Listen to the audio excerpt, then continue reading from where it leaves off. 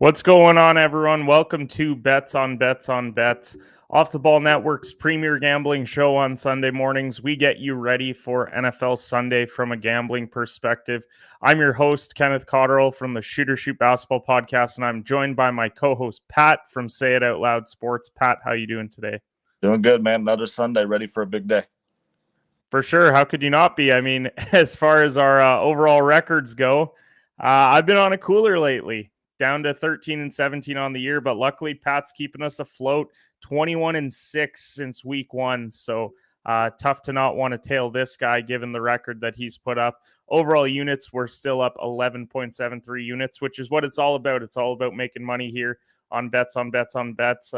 Hashtag Fade Shooters was happening throughout Twitter throughout the weeks. So but I got a good feeling about today. I think I've got some good plays that are gonna get me back in the win column. So before we get into today's show is also sponsored by Built Bar. Built Bar is the newest sponsor of the Off the Ball Network. If you find out how good these are, you're gonna have to buy more. They have great flavors such as cookies and cream, strawberry, and peanut butter brownie. Built Bar also now has a mystery flavor. If you guess the flavor correctly, you could win a prize. So use the promo code Off the Ball at checkout. That's Off the Ball, no spaces, all caps, at checkout to get 10% discount at built.com. So, Pat, let's get right into it. You know the deal. We're in and out 15, 20 minutes tops, just giving our picks for today. So, what's your first bet for the day? I will say you got to have you got to get your confidence back. You can't just hashtag Fade Shooters and use that as an excuse. I need some winners. Let's get it. Yeah.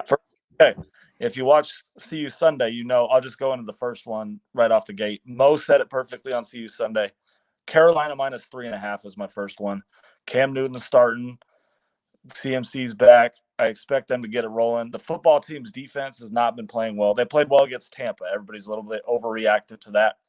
I think they come back down to earth today. Carolina's defense is really where I'm laying my head that night. I don't know what I was trying to think of something clever, but I'm banking on that defense controlling Taylor Heineke. He's thrown 12 touchdowns, 9 interceptions. I feel like there's a couple turnovers in the air today, and I think Carolina wins big. I think that it's not particularly close, especially late in the game. I would take them minus 10 if that was the line. I think they win by double digits, possibly even just a rout. Like, I don't think it's close.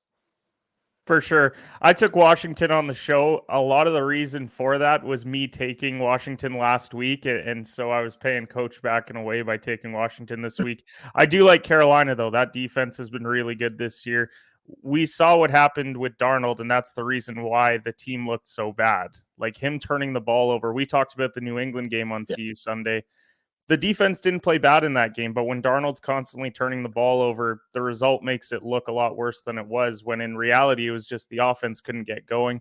I think Cam coming back today is going to be big for them in Carolina, that is, which is why my first bet of the day is actually Cam Newton anytime touchdown at minus 120. It's his homecoming game. I think if they get down in the red zone, as much as they have CMC there as well, his value is at minus 120 for anytime touchdown as well. I feel like he's calling his own number at some point today if they get down to like the 2 or 3 yard line, which I think can happen often today, especially no Chase Young for Washington is huge as well. So it makes it a lot easier on him to punch it in. So I think they get down there, he punches it in, he does the Superman and all that, and it's all fun and good in Carolina today. What do you think of it? 100% agree. I mean, we saw last week he took 10 snaps and he ran it in for a touchdown. He's gonna, if they get to the 2, it's almost CMC's a threat, but Cam's a bigger threat inside the 5. Like it's been proven time and time again that like I said, that defense is elite. They're gonna have plenty of chances in the red zone, and I just see a route. Okay, and it's a route, Cam Newton's getting in the end zone. Yeah, for sure. I would agree there. So what's your second pick for today? I'm going to go the Jets and the Dolphins. I know it's kind of a weird game, but I'm going to take the over 44.5. It opened at 45.5. It's been bet down a little bit. The Jets' last 5 games, the point total 63, 75, 65, 67, and 47. So all 5 have been over. They're the king of garbage time touchdowns. They were down 38-7 last week to Buffalo, and they still got the end zone a couple times down the stretch just for pride, I guess, which they do that quite frequently. I mean, the Colts game, it was 45-30. Well, they almost had another touchdown late in the game, but threw a pick down in the red zone. So I think Tua looked good coming in the second half last week. He came in, led a couple scoring drive against Baltimore. So it's a little worrisome that the Jets defense got called out by, what Rex Ryan kind of attacked Robert Saleh last week or the week before. So they might play with a little more pride their defense, but I don't know. I could see some turnovers, short fields, and 44.5 is not a high total. Like 24-21 gets it done. I just see it going over. So we're rolling with it. I like the over there as well. I think both run games are going to be pretty solid today as well. Tua hasn't been that bad, and they are coming off their biggest win of the year, 22-10 over Baltimore. So I think they could keep it rolling today. And as you said about the Jets, king of garbage time right now. We thought it was Detroit early in the year, but because of Jared Goff, now we've been leaning more towards the Jets. We saw what they did against the Colts when it was like 45-30 is how that one finished. So I like the over in this as well. Joey Flacco, king of the deep ball. I expect Elijah Moore or someone to catch, at least one bomb today for a touchdown. They're going to throw it deep, and I think I could see it. 28-17 gets it done, so it's not a ton of points. So I'm hopeful for that TD to be to Corey Davis today because of injuries in fantasy. Starting him this week is a battle, but I think going up against this Miami defense, he could have a decent day. So I like the pick there. My second one, I'm going Chicago +5 against Baltimore. Hollywood Brown's already been ruled out. It's kind of 50-50 on Lamar today. But I did see the line move by a point already. So I think they're starting to think that he may not go. And if he does, then he's not 100% at all today. It's also a tough game. Like, I know Chicago hasn't been good this year, but going to Chicago in late November, I think it's going to be a bit tougher of an environment there. Overall, Chicago needs this win badly. I know that they're probably not in the playoff hunt, but don't tell them that quite yet at the midway point of the season. So I like the play today just because I actually don't think Lamar's going to go. I think they may rest him this week. Make sure that he gets back to 100%. I know it's a health thing, but I don't think he's going to go. So what do you think of it? What'd you get the line at? +5. +5. Yeah, I think it's going to be a really ugly game, especially if Lamar doesn't play. A lot of ground game. It's just relying on Justin Fields to make a few plays because I don't think Baltimore will go in and put up, 24 plus. So it could be like a 17-13 type game in Chicago. It's going to be cold. I'm not sure if it's raining or anything, but yeah, I think Chicago, it's definitely, if I had to pick a side, I'm going Chicago. I stayed away from that game, but if I picked a side, I go Chicago.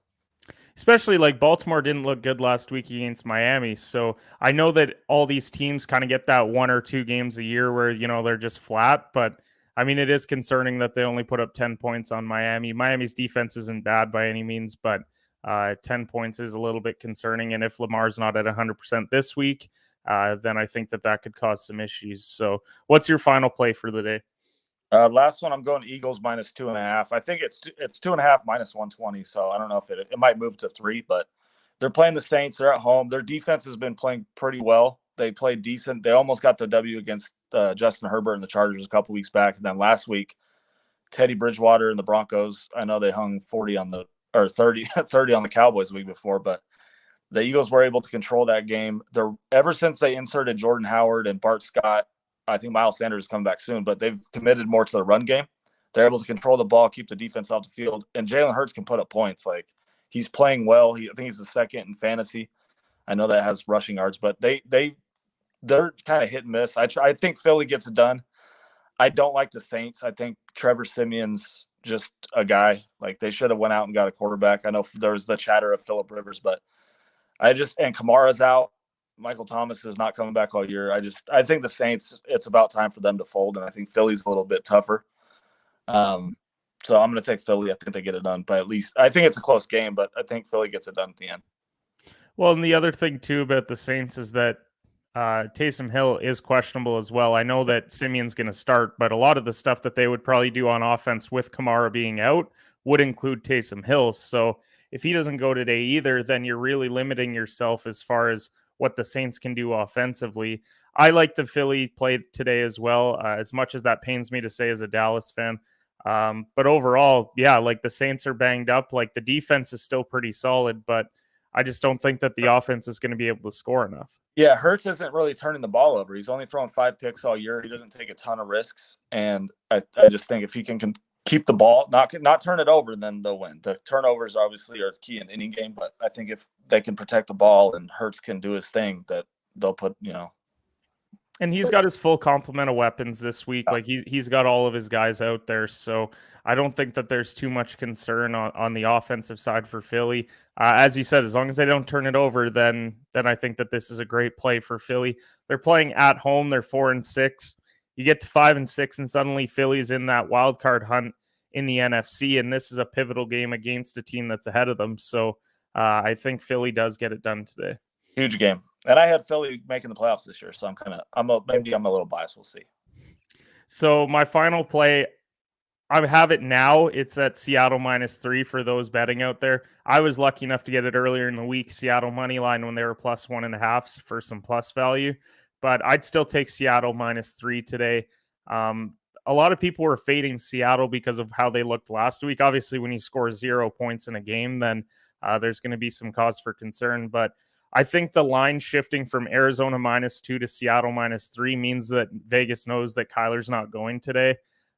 D-Hop already wasn't going today, so they were going to be down weapons in that offense. No Chase Edmonds still for Arizona.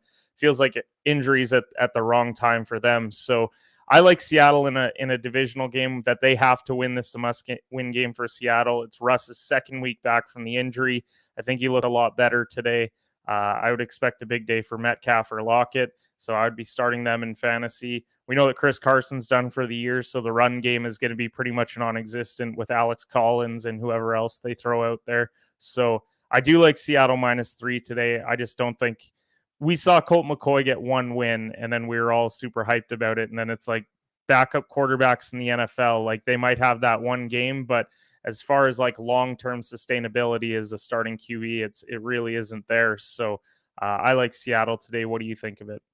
Yeah, I agree. We saw, speaking of Colt McCoy, we saw Superman Colt McCoy against the 49ers. They didn't want to tackle anybody. James Conner had a ton of yards. And then we saw the real Colt McCoy last week. I mean, he was going against Carolina's defense, which is elite. Yeah, I agree. I think Russell Wilson has to bounce. If he doesn't bounce back, there's going to be questions if he came back too early. I know he came back pretty quick after that finger injury. But this is a must-win game for Seattle also. Like Arizona, obviously they want the 1 seed, but with Kyler out, what can you expect? So I think Seattle has to win this game. I think they step it up and probably get it done. They would move to 4-6 if they win, which puts them kind of around where, like, if Philly wins today, they'd be a game back, but obviously they've had their bye weeks. So it puts them back in that NFC wildcard hunt. We talked about it on CU Sunday. How many teams are in there? Like Carolina, the Saints. We've got Minnesota today against Green Bay in a pivotal game there. So a lot of games in the NFC today with a lot on the line. And so I really like Seattle to come up big in a game that they have to have.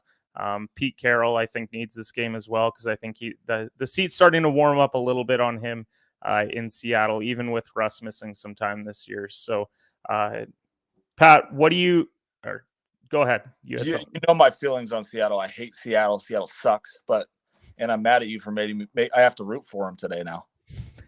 Not happy about that. I'm sorry that I'm making you root for Seattle today. Absolute worst case scenario for you there. But so Pat, why don't you tell the folks where they can find your work at home?